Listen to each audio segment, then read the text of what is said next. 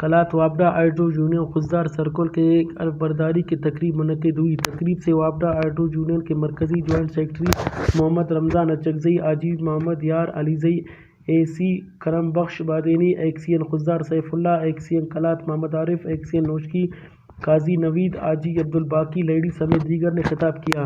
تقریب کا آغاز تلاوت قرآن پاک سے ہوا، جس کی شہادت کمبیر لیڈی نے حاصل کی۔ اسٹیٹ سیکرٹری کے فرائض: کلات کے ادیب دانشور، وابڈہ آٹو یونین کے رہنما حاجی ماجد حقیل، جلسے کے انتظامات میر اکبر رودینی، حاجی عبدالوہاب محمد رحیم نیچاری، محبوب رودینی، سردار بشیر احمد محمد شیخ، منیر مینگل، عزیز مینگل و دیگر نے خدمات سر انجام دی۔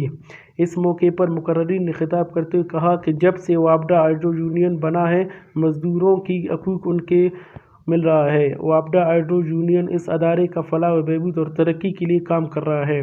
ساتھیوں کی قربانیوں کی وجہ سے یہ یونین بنا ہوا۔ یونین کے خلاف بہت سی سازشیں ہوئیں مگر ناکام رہے۔ انہوں نے کہا کہ کئی سالوں سے وابڈہ میں بھرتی نہ ہونے کی وجہ سے اسٹاف کی کمی ہوا۔ سن کوٹہ کی بحالی بھی یونین کی مرہون منت ہے۔ نجکاری کے خلاف تھے اور رہیں گے۔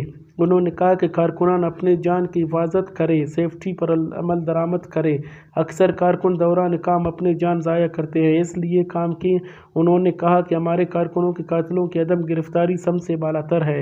آج تک ایک شہید کے بھی قاتل گرفتار نہیں ہو سکے۔ بجلی چور آج بھی بل جمع نہیں کرتے اور ایس ای کے دفتر میں ان کے ساتھ بیٹھ کر چائے پیتے ہیں۔ جو زمیندار بجلی جمع کریں گے ان کو عزت دو۔